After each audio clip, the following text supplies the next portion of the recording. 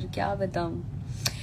अभी मैं फिलहाल अपने रूम में आ चुकी हूँ। बहुत ही अच्छा शो रहा, बहुत ही कम समय के लिए मैं लोगों के बीच जा पाई, बट जो प्यार पाया ना, मैं क्या बोलूं, निशब्द हो गई। बहुत प्यार दिया लोगों ने, बहुत बहुत ज्यादा। सो आई एम सो हैप्पी। आपसे जलने वाले नहीं, प्लीज यार, नो नेगेटिव कमेंट्स। मैं निशब्द हो जाती हूँ आप लोगों का प्यार पाके, क्या करने का। और इमोशनल भी हो जाती हूँ।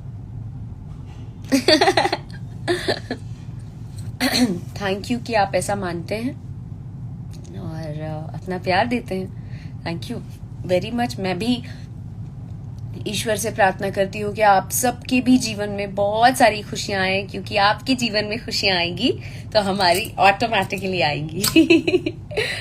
तो